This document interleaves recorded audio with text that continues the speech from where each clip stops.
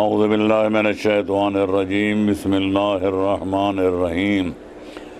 الحمد للہ رب العالمین والصلاة والسلام علی اشرف الانبیاء والمرسلین وأہل بیتہ الطیبین الطاہرین المعصومین اما بعد فقد قال اللہ تبارک وتعالی فی کتابہ المبین وہو اصدق القائلین اعوذ باللہ من الشیطان الرجیم بسم اللہ الرحمن الرحیم ان الدین عند اللہ الاسلام صدق اللہ العلی العظیم۔ ارشاد قدرت کا ترجمہ اور حاصل مطلب یہ ہے کہ تمام ادیان عالم اور ملل و مذاہب میں سے جو دین و مذہب خالق کا پسندیدہ اور اس کی بارگاہ معلیٰ میں قابل قبول دین ہے، اس کا نام صرف اسلام ہے۔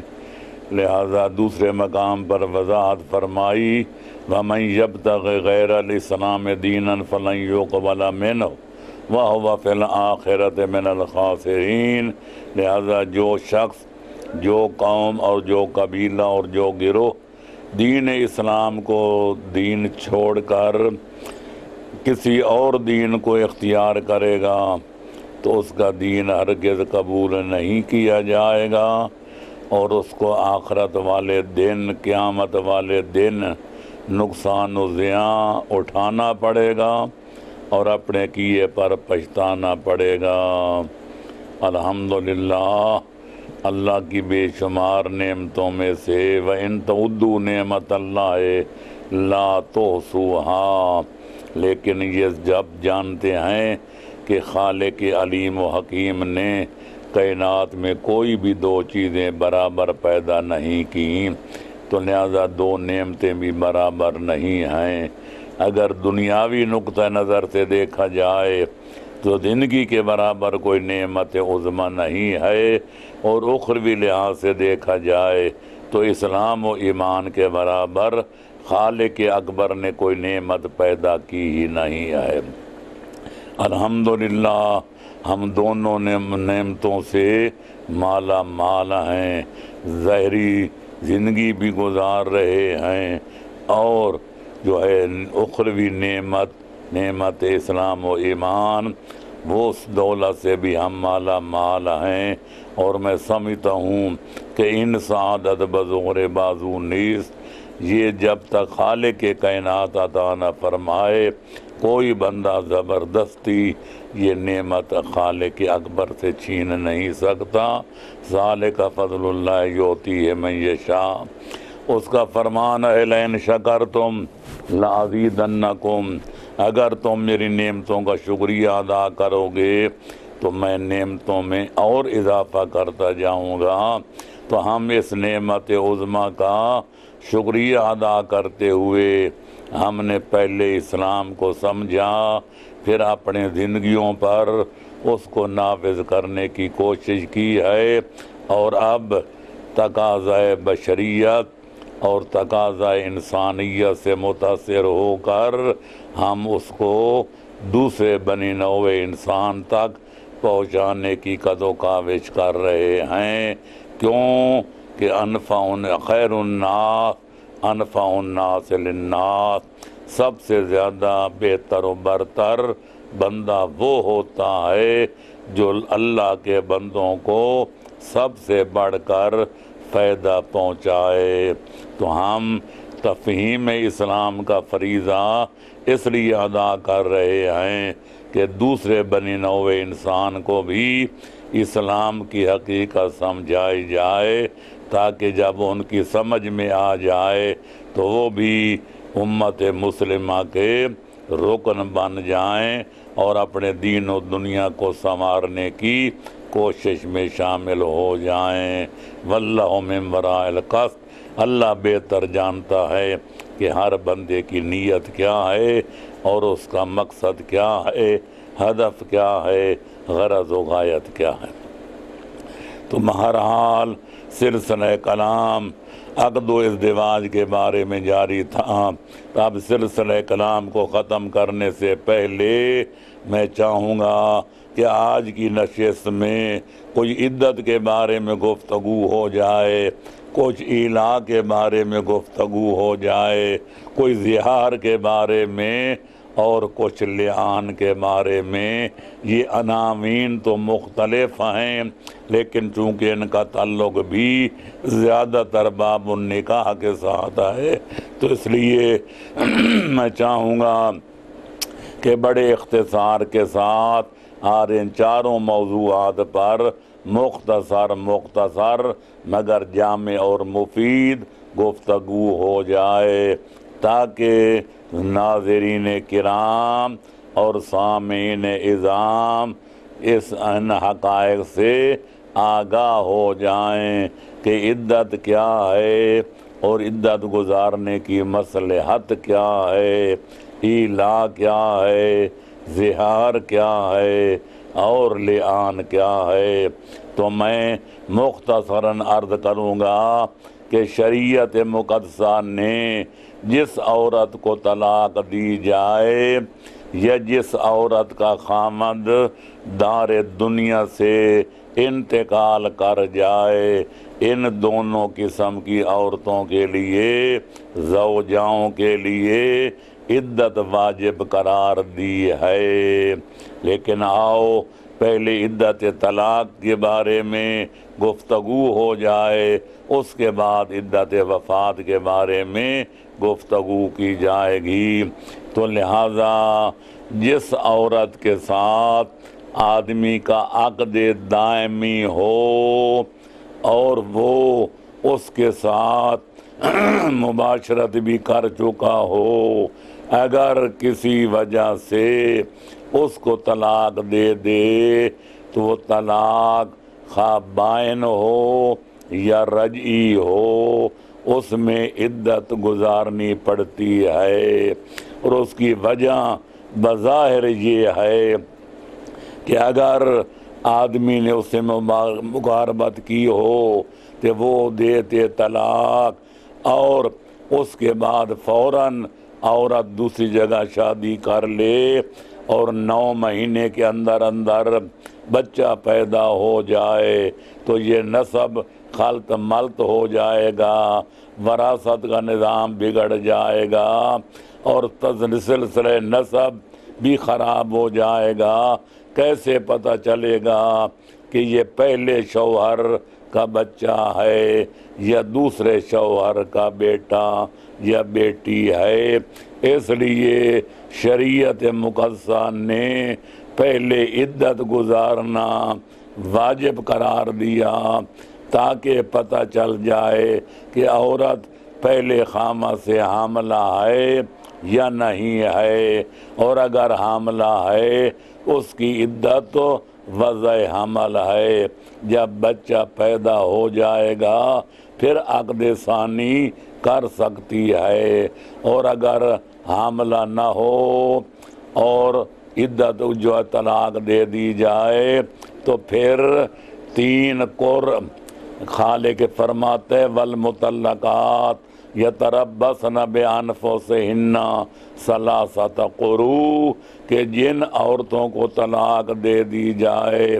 ان پر واجب ہے کہ 3 قرء تک اپنے آپ کو عقد و ازدواج سے روک کے رکھیں۔ اب دیکھنا یہ ہے کہ قروء جو قر کی جمع ہے، قر کے معنی کیا ہیں؟ تو عرض کروں گا کہ عربی زبان میں لفظ قرء یعنی کاف 2 نقطہ کاف رے اور حمزہ جس کو قرء کہتے ہیں، یہ ازداد میں سے ہے۔ اس کا معنی پاکیزگی بھی ہے، اس کا معنی طہارت بھی ہے، اس کا معنی نجاست بھی ہے اور حیض بھی ہے۔ تو لہذا اس وجہ سے فقہا کے اقوال میں اختلاف پایا جاتا ہے۔ بعض فرماتے ہیں کہ عورت کی عدت 3 حیض ہے، کہ جب اس کو 3 مرتبہ حیض آئے گا پھر تیسرے حیض سے جب پاک ہوگی تو عدت ختم ہو جائے گی۔ لیکن اکثر علماء نے قر کو طہارت کے معنی میں لیا ہے، لہذا 3 طہر مراد ہوں گے۔ ایک طہر وہی ہے جس میں طلاق دی جائے، اور جب اس کو ایام شروع ہوں گے اور وہ ختم ہوں گے، غسل کرے گی تو دوسرا طہر شروع ہو جائے گا۔ جب دوسرا طہر ختم ہو جائے، دوسری دفعہ اس کو حیض کے ایام آ جائیں، جب ان سے طہارت کرے گی تو تیسرا طہر شروع ہو جائے گا، اور جب تیسرا حیض شروع ہوگا تو اس کی عدت ختم ہو جائے گی، 3 طہر مکمل ہو جائیں گے۔ لہذا اگر چاہے تو اس ایام میں بھی دوسری جگہ عقد و ازدواج کر سکتی ہے، لیکن شوہر کے ساتھ مباشرت تب کرے گی کہ جب ایام سے پاک ہو جائے گی۔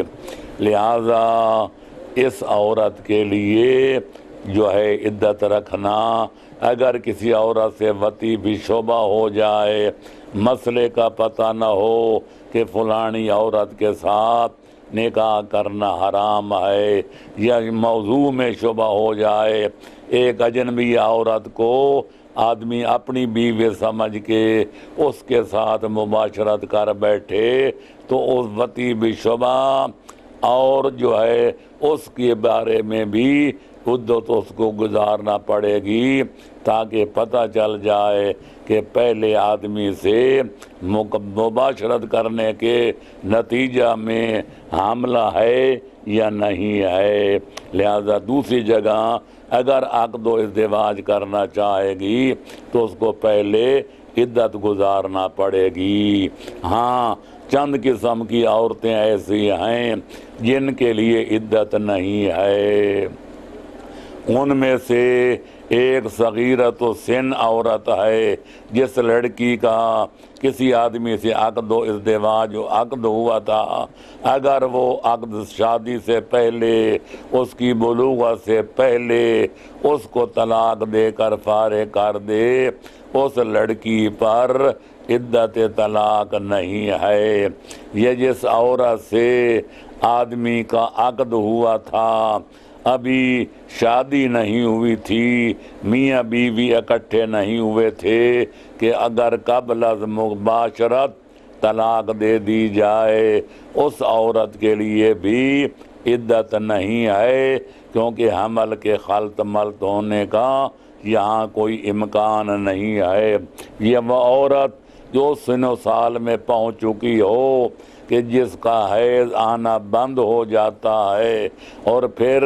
وہ عقد و ازدواج کے بعد حمل کی اہلیت نہیں رکھتی، جب اس مدت کو پہنچ جائے، ایسی جس کو یائسہ کہا جاتا ہے، تو یائسہ عورت پر بھی عدت طلاق نہیں ہے۔ ادھر شوہر طلاق دے، ادھر عقد ثانی کر لے، تو اس میں شرعاً کوئی مذاکرہ نہیں ہے، کوئی حرج نہیں ہے، کوئی قباحت نہیں ہے، کیونکہ وہ حمل کے قابل ہی نہیں رہی اور اولاد جننے کے لائق نہیں ہے، لہذا اس پر بچے کے مشتبہ ہونے کا کوئی امکان نہیں ہے، اس لیے اس کے لیے عدت گزارنا لازم نہیں ہے۔ یہ تھی عدت طلاق۔ اور اب دیکھنا یہ ہے کہ جب کسی بیوی کا شوہر فوت ہو جائے تو خالق کائنات کا فرمان ہے، جن عورتوں کے شوہر فوت ہو جائیں، یتربصن بانفسہن اربعۃ اشہر و عشرا، ان پر واجب ہے کہ 4 ماہ اور 10 دن عدت گزاریں، جس کو حداد کہا جاتا ہے۔ اور اس کی وجہ یہ ہے کیونکہ فطری طور پر خالق کائنات نے زن و شوہر میں ایسی محبت اور ایسی مودت قائم کی ہے کہ جس کو نسبی رشتے بھی جس کے مقابلے میں پیچھے رہ جاتے ہیں۔ تو لہذا اگر جن دو آدمیوں نے زن و شوہر نے خوشگوار زندگی گزاری ہو اور پھر شوہر لقمہ اجل بن جائے، بیوی کو داغ مفارقت دے کر دنیا سے چلا جائے، تو فطرت کا تقاضا یہ ہے کہ عورت فطرتاً مغموم ہوتی ہے، رنجیدہ ہوتی ہے، دل شکستہ ہوتی ہے۔ تو اسی دل شکستگی کے لیے، اظہار محبت کے لیے سوگواری منانا شریعت نے واجب قرار دیا ہے، اور اس کی مدت ہے 4 ماہ اور 10 دن، اور اس دوران عورت کے لیے زیب و زینت کرنا حرام قرار دے دیا گیا ہے۔ لہذا وہ نہ کاجل لگائے گی، نہ آنکھوں میں کاجل لگائے گی، اور نہ نئے نویلے کپڑے پہنے گی، اور نہ کسی قسم کی زیب و زینت کرے گی، بلکہ اس کی شکل، اس کی حیت ایسی ہونی چاہیے کہ ہر دیکھنے والا کہے یہ عورت غم زدہ ہے، مغموم ہے، ستم رسیدہ ہے، غم زدہ ہے، اس کو ہدایت کہتے ہیں، اور یہ فطرت کا تقاضا ہے۔ لہذا خالق فطرت نے عورت کے لیے ہدایت جو ہے واجب قرار دیا۔ اس دوران میں نہ عورت عقد کر سکتی ہے، نہ شادی خانہ آبادی کر سکتی ہے، اور نہ دوسرے لوگوں کو اجازت ہے کہ اس سے رشتہ طلب کریں یا اپنا پیغام نکاح بھیجیں، کیونکہ یہ انسانی فطرت کے خلاف ہے، انسانی ہمدردی کے خلاف ہے، اور انسانی محبت اور مہر و محبت کے خلاف ہے۔ لہذا دوسروں کو بھی چاہیے اس کے غم اور اس کے حزن و ملال میں برابر کے شریک نظر آئیں، اور عورت کو بھی چاہیے کہ ہر قسم کی خوشی سے اپنے آپ کو علیحدہ سمجھے، اور 4 مہینے اور 10 دن تک کو یہ عدت گزارنا شوہر کے گھر میں لازم ہے۔ کئی لوگ سمجھتے ہیں یہ 4 مہینے 10 دن تک گویا قید تنہائی کاٹنی ہے، تو ایسا نہیں ہے، بلکہ میں وضاحت کر دوں کہ یہ قید تنہائی نہیں، اور بھی افراد خانہ اس کے ساتھ رہ سکتے ہیں، اور عورت ضروری کاموں کے لیے، جائز کاموں کے لیے، کسی مریض کی بیمار پرسی کرنا ہو، کسی کے غم میں شرکت کرنا ہو، قبرستان میں اپنے شوہر کا جا کر قبر پہ فاتحہ پڑھنا ہو، یا مجلس عزا میں شرکت کرنا ہو، یا کوئی اور کس جائز کام کے لیے باہر جانا پڑے، تو قطعاً کوئی ممانعت نہیں ہے۔ ہاں البتہ رات گزارنا اس شوہر کے گھر میں جہاں میاں بیوی اکٹھے رہا کرتے تھے، وہاں شب باشی کرنا واجب ہے، اور وہ بھی رات کا آدھا حصہ، پہلا حصہ اگر کوئی ضروری کام پڑ جائے تو آدھی رات کے بعد گھر سے باہر جا سکتی ہے، اور دوسرے دن شب غروب آفتاب کے وقت پھر گھر میں مانا اور موجود ہونا لازم ہے۔ خلاصۃ الکلام یہ نکلا کہ 4 مہینے 10 دن رات گزارنا، اور رات کا بھی آدھا حصہ، پہلا حصہ گزارنا شوہر کے گھر میں واجب ہے، اور جائز کاموں کے لیے دن کو باہر جانا یا آدھی رات کے بعد باہر جانے میں کوئی قباحت نہیں ہے۔ ہاں البتہ جب 10 4 माह اور 10 दिन गुजर जाएं پھر عدت ختم ہو جاتی ہے، لہذا وہ عقد ثانی کرنا چاہے تو کر سکتی ہے، شوہر کے حق میں بیٹھنا چاہے تو بیٹھ سکتی ہے۔ الغرض اب دیکھنا یہ ہے کہ اگر وہ حاملہ ہو، اگر وہ عورت جس کا خامد فوت ہو گیا اگر حاملہ ہے تو آیا اس کی عدت جو ہے وہ وضع حمل قرار پائے گی یا 4 ماہ اور 10 مہینے؟ تو فقہائے کرام کا فیصلہ یہ ہے، تحقیقی قول یہ ہے کہ ابعد الاجلین وضع حمل اور 4 ماہ 10 دن میں سے دیکھا جائے گا کہ کون سی مدت زیادہ ہے۔ اگر وضع حمل پہلے ہو جائے اور 4 ماہ 10 دن نہ گزرے ہوں تو پھر وضع حمل کافی نہیں، 4 ماہ اور 10 دن پورے کیے جائیں گے، اور اگر 4 ماہ 10 دن گزر جائیں کہ ہنوز وضع حمل نہ ہو تو پھر وضع حمل کا انتظار کیا جائے گا۔ جب وضع حمل ہوگا تب عورت کی عدت ختم ہوگی، اس کے بعد اگر چاہے تو عقد ثانی کر سکتی ہے، رشتے ازدواج میں اپنے آپ کو منسلک کر سکتی ہے اور پہلے شوہر کا ہدایت اور سوگ ختم کر کے نئی زندگی کا آغاز کر سکتی ہے۔ تو یہ تھی عدت کے بارے میں گفتگو۔ اب آئے ذرا الا کے بارے میں کچھ گفتگو ہو جائے۔ اعلیٰ یولی الا یہ مصدر ہے باب افعال کا، اس کا معنی ہے قسم کھانا، اور ظاہر ہے کہ شرعی قسم وہ ہوتی ہے جو خالق کائنات کے نام کی، خواہ وہ ذاتی ہو جیسے اللہ یا صفاتی ہو جیسے رحمان و رحیم، خالق کائنات کے نام کی شوہر قسم کھائے کہ وہ اپنی بیوی کے ساتھ مباشرت نہیں کرے گا، جبکہ اگر کوئی معنی عقلی یا معنی شرعی موجود نہ ہو تو 4 مہینے میں ایک بار زن و شوہر کا اکٹھا ہونا، یعنی شوہر کا بیوی سے مباشرت کرنا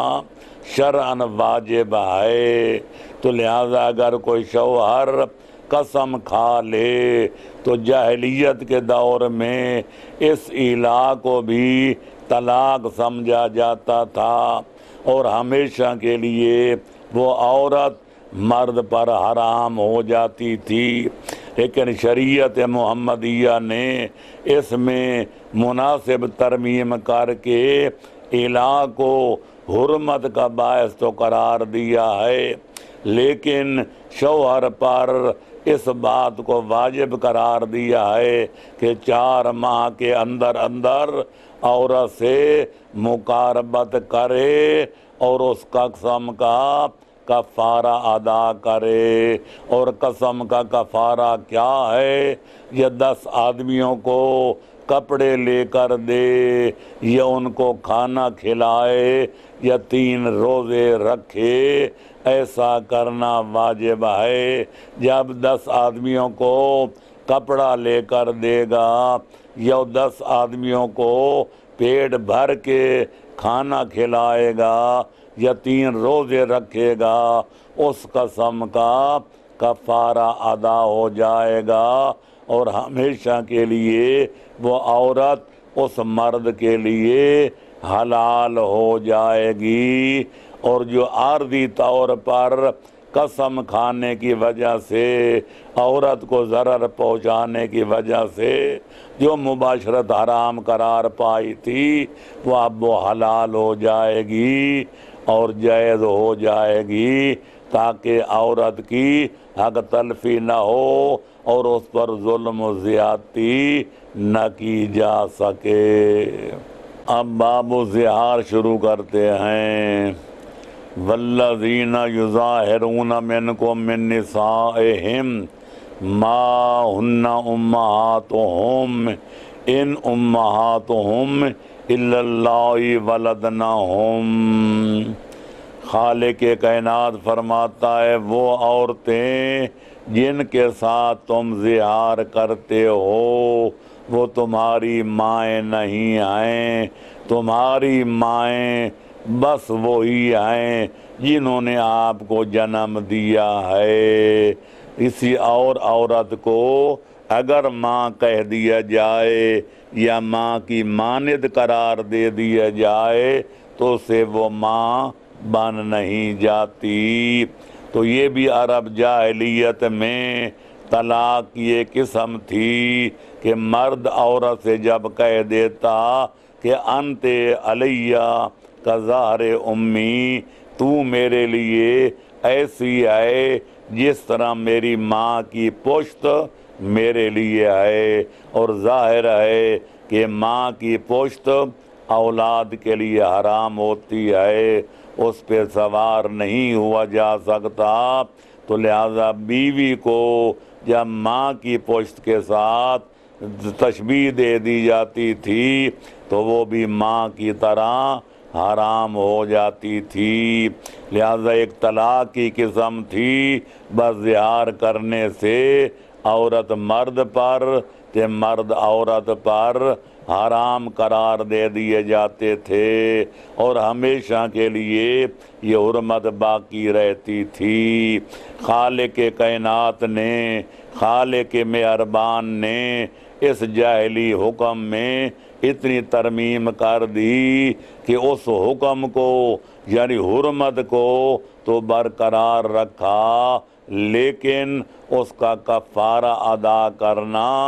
واجب قرار دیا کہ کفارہ ادا کرنے سے پھر بیوی جو ہے اس کی حرمت ختم ہو جاتی ہے اور بدستور سابق اپنے شوہر پر لیے حلال ہو جاتی ہے۔ اب دیکھنا یہ ہے کہ اس کا طریقہ کار کیا ہے۔ تو مشہور یہی ہے کہ آدمی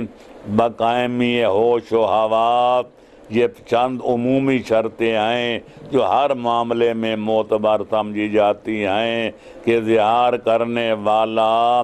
بالغ ہو، دوسرا شرط یہ ہے کہ وہ عاقل ہو، اور تیسری شرط یہ ہے کہ وہ مختار ہو، مجبور اور مکرہ نہ ہو، اور چوتھی شرط یہ ہے کہ قصد زہار بھی کرے، سکران نہ ہو، حالت غیظ و غضب میں نہ ہو جو جنون کی ایک قسم ہے۔ لہذا اگر وہ اپنی ماں کے ساتھ تشبیہ دیتے ہوئے اور وہ بھی پشت کے ساتھ کہ انت علیہ کظہر امی، یا اس کے بنا بر مشہور کسی اور عضو کے ساتھ نسبت تشبیہ دے دے، انت علیہ کا بطن امی، انت علیہ کا رجل امی، انت علیہ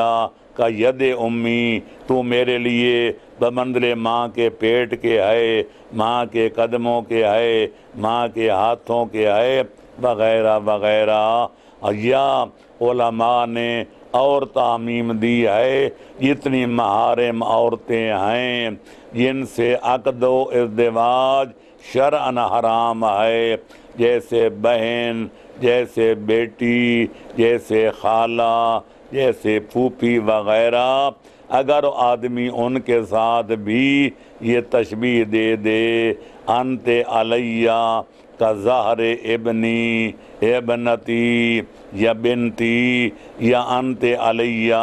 کا ظہر اختی وغیرہ وغیرہ، تو اس سے بھی زہار واقع ہو جاتی ہے۔ لیکن ہر زہار جو لغویات کے طور پر کہہ دی جائے اس کا اثر مرتب نہیں ہوتا جب تک سابقہ شرطیں نہ پائی جائیں جو ابھی ابھی میں نے گنوائی ہیں کہ بلوغت بھی ہو، عقل بھی ہو، جبر نہ ہو، اختیار بھی ہو، قہر و غضب نہ ہو، بلکہ بقائمی ہوش و حواس ہو۔ اور چوتھی شرط یہ ہے کہ عربی زبان میں صیغہ اظہار جاری کیا جائے کہ انت علیہ کا ظاہر امی وغیرہ۔ اور پانچویں اور اہم شرط یہ ہے کہ دو عادل گواہوں کے روبرو یہ صیغہ جاری کیا جائے، تب زہار واقعہ ہوگی۔ اور اگر ان شرطوں میں سے کوئی شرط بھی مفقود ہو جائے، بلوغت کی جگہ نابالغی آ جائے، عقل کی جگہ دیوانگی آ جائے، قیمی ہوش حواس کی جگہ قہر و غضب یا نشہ آ جائے، یا جب اختیار کی جگہ جبر و اکراہ آ جائے، یا عربی زبان پہ صیغہ جاری نہ کیا جائے، یا دو عادل گواہوں کے روبرو ایسا نہ کیا جائے، اس سے شرعاً زہار واقعہ نہیں ہوتی۔ لہذا جب واقع ہو جائے تو عورت مرد پر حرام ہو جاتی ہے، اور اس کو حلال کرنے کے لیے اس کا کفارہ ادا کرنا پڑتا ہے، اور وہ شوہر پر واجب ہے کہ کفارہ ادا کرے، زن و شوہر والا تعلق قائم کرے۔ اور وہ قائم کرنے کا طریقہ اور کفارہ ادا کرنے کا سلیقہ یہ ہے کہ ایک غلام خرید کر آزاد کرے، اور اگر غلام آزاد نہ کر سکے تو پھر ایک 2 مہینے کے روزے رکھے، اور اگر یہ 2 مہینے کے روزے بھی نہ رکھ سکے تو پھر کم از کم 60 مسکینوں کو پیٹ بھر کے کھانا کھلائے۔ یہ کفارہ ادا کرنا واجب ہے۔ جب کفارہ ادا ہو جائے گا تو پھر میاں میاں بن جائے گا، بیوی بیوی بن جائے گی، اور وہ مباشرت جو زہار کی وجہ سے عارضی طور پر حرام قرار پائی تھی وہ ہمیشہ کے لیے حلال ہو جائے گی۔ یہ ہے زہار کا مختصر بیان۔ لہذا طلاق کی طرح آدمی غصے میں آ جائے اور چولہے پہ بیٹھ کے میاں بیوی روٹی کھا رہے ہوں تو وہ کہہ دے طلاق طلاق، تو جس طرح ہمارے مسلک میں طلاق واقع نہیں ہوتی، اس طرح حالت غیظ و غضب میں اگر صیغہ زہار بھی جاری کر دیا جائے وہ زہار واقع نہیں ہوتی۔ طلاق کے لیے بھی شرط ہے کہ 2 عادل گواہوں کے روبرو صیغہ طلاق جاری کیا جائے، اور زہار میں بھی شرط ہے کہ 2 عادل گواہوں کے سامنے یہ صیغہ زہار جاری کیا جائے۔ یہ بچوں کا کھیل نہیں ہے کہ ادنا ادنا باتوں پر بیوی شوہر پہ حرام ہو جائے تو شوہر بیوی کے لیے حرام ہو جائے، پھر کبھی حرام ہو جائے کبھی حلال ہو جائے۔ یہ مذاق نہیں ہے، یہ تمسخر نہیں ہے۔ میاں بیوی کا رشتہ ایسا اٹوٹ انگ ہے کہ جب تک ناگزیر حالات میں صحیح طریقے پر طلاق جاری نہ کیا جائے اس وقت تک میاں میاں رہتا ہے اور بیوی بیوی رہتی ہے۔ تمام سببی رشتوں میں میاں بیوی جیسا کوئی مضبوط اور اٹوٹ انگ نہیں ہے۔ یہی وجہ ہے کہ خالق کائنات نے بطور فخر اور بطور امتنان اور احسان ذکر کیا کہ جعل بینکم مودۃ و رحمہ، کہ خالق قادر نے اپنی قدرت کاملہ سے میاں بیوی کے درمیان ऐसी मोहब्बत पर पैदा कर दी है कि जहाँ वो पैदा हुई थी, जहाँ पली बड़ी थी, जहाँ रिश्तेदारों में माँ बाप के घर रहती थी, फिर उसके बाद जब अक़्द इज़्दिवाज हो जाए तो मियाँ बीवी में ऐसा ताल्लुक़ कायम हो जाता है कि सारे अजीज़ व अकारिब भूल जाते हैं, सांप का घर बार भूल जाता है, वो शौहर के घर को अपना घर समझती है। और अपनी औलाद भी जब हो जाए तो फिर तो माशाअल्लाह औरत का दिल यूं लग जाता है कि अपने मेके भी जाए तो उसको चैन नहीं आता जब तक अपनी औलाद के पास अपने घर में न पहुंच जाए। तो लिहाजा ये अल्लाह की कुदरत की निशानी है। अगर औरतों को माँ बाप से वही मोहब्बत रहती, वही इरादत रहती, उस घर बार के साथ वही उन्स रहता, तो कोई औरत अपने शौहर के घर में न रहती, बल्कि सारी औरतें अपने माँ बाप के घर चली जाती और शौहरों के घर वीरान हो जाते, बर्बाद हो जाते। तो ये है ज़िहार की हकीकत। आखिर में चंद मिनट के लिए मैं चाहूँगा कि लियान के बारे में कोई थोड़ी सी गुफ्तगू हो जाए, ताकि ये उन्वान निकाह और उसके मुतल्लिकात वाला ख़त्म हो जाए और फिर नए अनावीन पर गुफ्तगू की जाए। तो अर्ज़ करूँगा, जब किसी मियाँ बीवी के घर औलाद पैदा हो और शौहर साहिब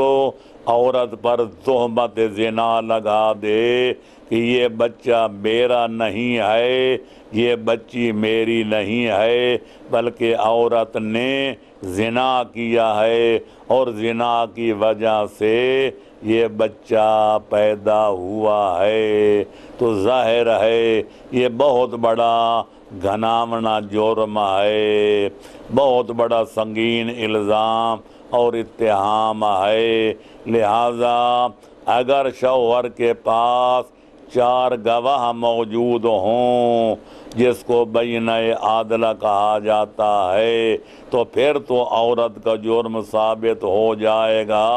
और उस पर शरीयत की हद जारी की जाएगी। लेकिन अगर मर्द ऐसा करता है, औरत पर तोहमत ज़िना लगाता है और बैना पेश नहीं कर सकता, या बच्चे की नफ़ी करता है, ये बच्चा या बच्ची मेरा नहीं, तो फिर गवाह पेश नहीं कर सकता, तो फिर बहमी तौर पर एक दूसरे पर लानत करेंगे, उसको लिआन कहा जाता है। और वो हाकिम शरअ यानी नबी या उनके वसी या उनके उमूमी नाएब यानी किसी जामे शरायत फ़क़ीह की अदालत में मियाँ बीवी जाएंगे और हाकिम शरअ किबला की तरफ पुश्त करके बैठेगा, ताकि जो मुजरिम औरत मर्द हैं उनका मुँह खाने काबे की तरफ हो। तो शौहर दाईं तरफ खड़ा होगा और औरत बाईं तरफ खड़ी होगी और मर्द 4 दफ़ा कहेगा कि मैं अल्लाह को हाजिर नाजिर समझ कर, अल्लाह को गवाह करके कहता हूँ कि औरत ने ज़िना किया है, अशहदु बिल्लाह इन्नहू हाँ आना मिन सादिकीन, मैं सच्चों में से हूँ, सच्ची गवाही दे रहा हूँ। और 5वीं दफ़ा कहेगा लानतुल्लाहि अलैया इन कुन्तु मिनल काज़िबीन, अल्लाह की लानत हो मुझ पर अगर मैंने झूठ बोला हो। और औरत जब इनकार करे तो वो 4 दफ़ा गवाही देगी कि मैं अल्लाह को हाजिर नाजिर समझ के कहती हूँ कि मेरे शौहर ने मुझ पर झूठी तोहमत लगाई है, मैंने कोई जुर्म नहीं किया, मैंने ज़िना नहीं किया, यह बच्चा उसी के नुत्फ़े से है।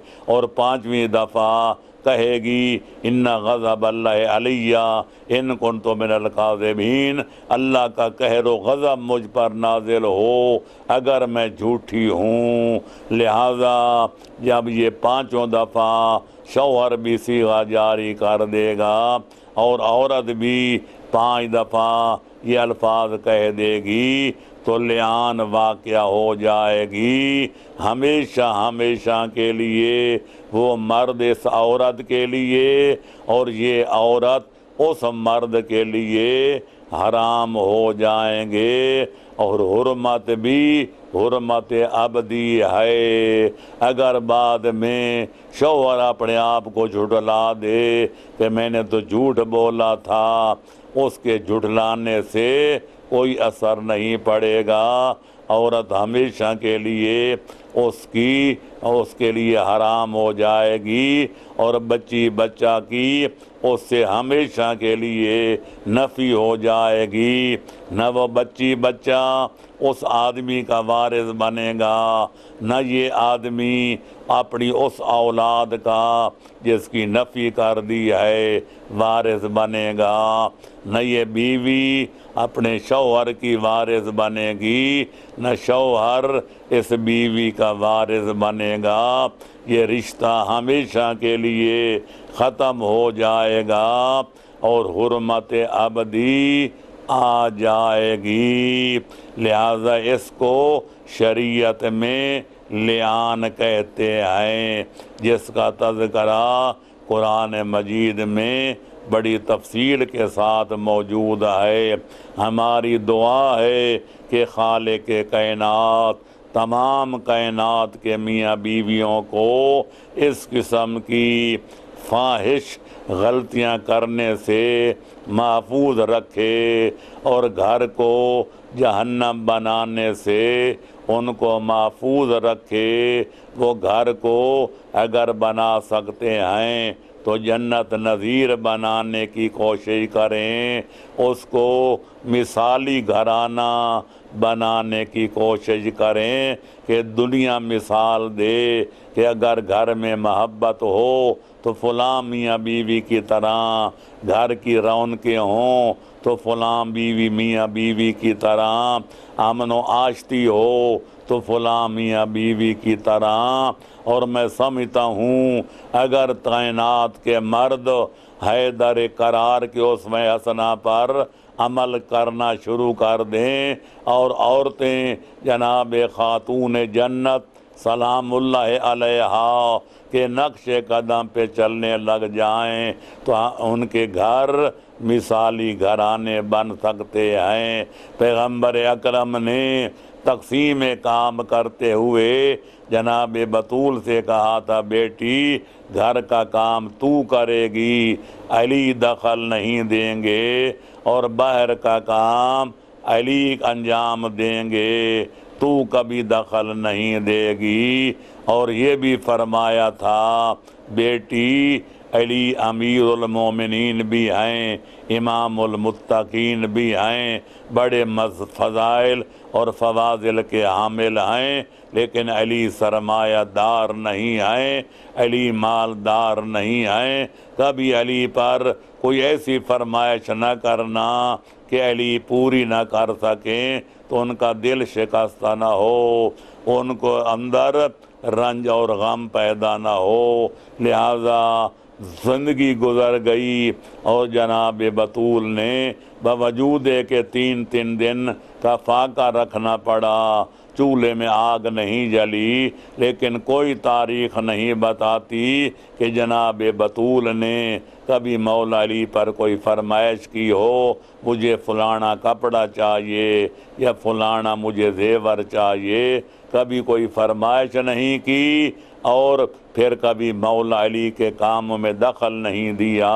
اور حیدر قرار نے کبھی گھر کے کاروبار میں جناب بطول کے کام میں کبھی مداخلت نہیں کی۔ یہ ایسا جوڑا مثالی ہے کہ آدم سے لے کر آج تک شوہر بھی معصوم اور بیوی بھی معصومہ ہو، ایسا جوڑا اللہ نے آج تک نہ پیدا کیا ہے، نہ صبح قیامت کے طلوع ہونے تک پیدا کرے گا۔ لہذا بانو مارا اسوہ کامل بطول۔ ڈاکٹر اقبال نے کیا خوب کہا ہے کہ کائنات کی عورتوں کے لیے اگر بہترین نمونہ عمل ہے تو جناب بطول کی زندگی ہے۔ ہر عورت کے زندگی کے 3 شعبے اہم ہوتے ہیں۔ پہلے وہ کہ جب ماں باپ کے گھر میں تھی تو ماں باپ کا احترام کیسے کیا، جب شوہر کے گھر گئی عقد و ازدواج کے بعد کہ شوہر کے گھر کو کیسے رش کے جنت بنایا، جب اللہ نے اولاد کی نعمت سے نوازا تو اولاد کی تعلیم و تربیت کا کیا انتظام اور اہتمام کیا۔ جناب بطول کے کردار کو دیکھا جائے تو تینوں شعبوں میں مثالی نظر آتا ہے۔ جہاں تک ماں باپ کے گھر کا تعلق ہے تو جناب تاریخ بطول گواہ ہے کہ جناب بطول نے کبھی اپنے والدین کو یا فخر کائنات والد کو ٹوکنے روکنے کا موقع نہیں دیا۔ معلوم ہوتا ہے بی بی اپنے والد کی منشا پہلے دیکھتی تھی کہ کام و اقدام بعد میں کرتی تھیں، اور جب شوہر کے گھر حیدر قرار کے گھر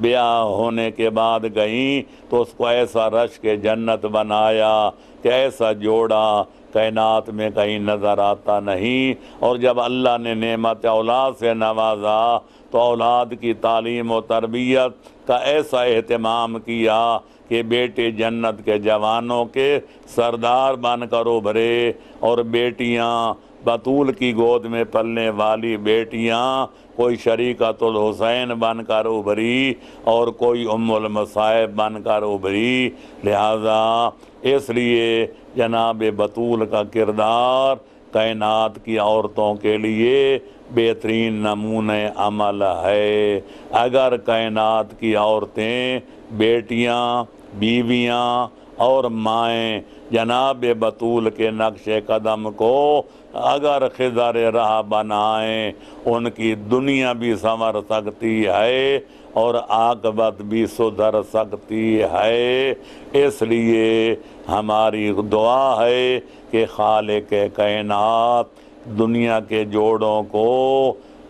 علی اور بطول کے نقش قدم پر چلتے ہوئے اپنے گھروں کو رش کے جنان بنانے کی توفیق عطا فرمائے، اور تاکہ ہر قسم کے فتنہ و فساد، بغض و عناد اور جنگ و جدال اور قتل و قتال کا دروازہ ہمیشہ کے لیے بند ہو جائے۔ ہماری دعا ہے کہ خالق کائنات اس دعا کو قبول فرمائے اور تمام مردوں عورتوں کو